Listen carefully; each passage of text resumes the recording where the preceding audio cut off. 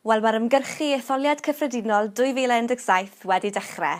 Mae Jeremy Corbyn wedi bod i Gymru a mae Theresa May wedi bod i Gymru.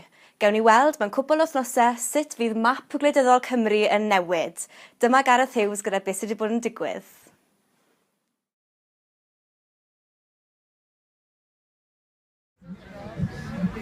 Wel, dyma rali cyntaf Jeremy Corbyn yng Nghymru. Wedi dod yma ac mae wedi cael ei foddi gan llu o gefnogwyr. Ond dwi'n ni'n faint o bobl cyffredin sydd wedi glwyd ei neges o, am bod oedd y pobl oedd yn perthyn i blaid o ddim wedi glwyd i'w lawer.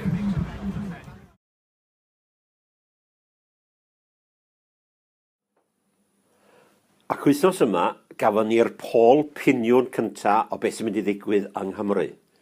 A sioc fawr i'r blaid lafur, ddoedd i ffigurau nhw i lawr i 30, tra boedd y ceidwadwyr i fyny i 40. Mae hynny'n golygu fasa llafur yn colli 10 set ac fasa y ceidwadwyr yn ennill 10 set a'r pleid eraill yn aros rhy fath. Be mae hynny'n digwydd? Wel, fasa hynny'n canlyniad gorau i'r ceidwadwyr dros canrif o fod 21 aelod yn San Steffan a'r blaid lafur i lawr i 15.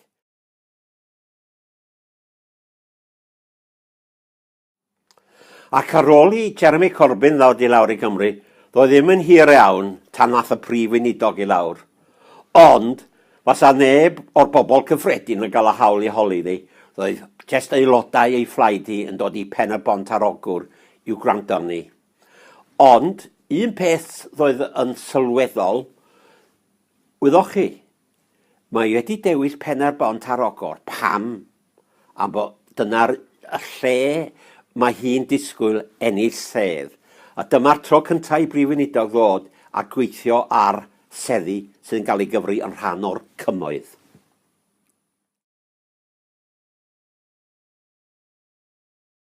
A wyddwch chi, maen nhw'n dweud, oes am byd newydd yn wleidyddiaeth, ond sicr weithiau mae yna rai yn cael ei reseiclo. A pwy ydy'r un sydd wedi cael ei reseiclo tro yma?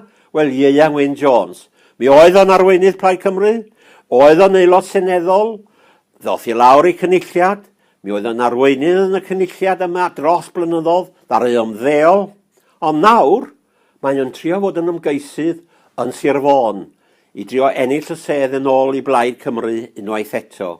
Ond, yn ôl y poeth piniwn, mae gen fo dipyn o dasg am bod mae'r pol yn piniwn dweud na'r ceidwadwyr sy'n mynd i ennill y sedd.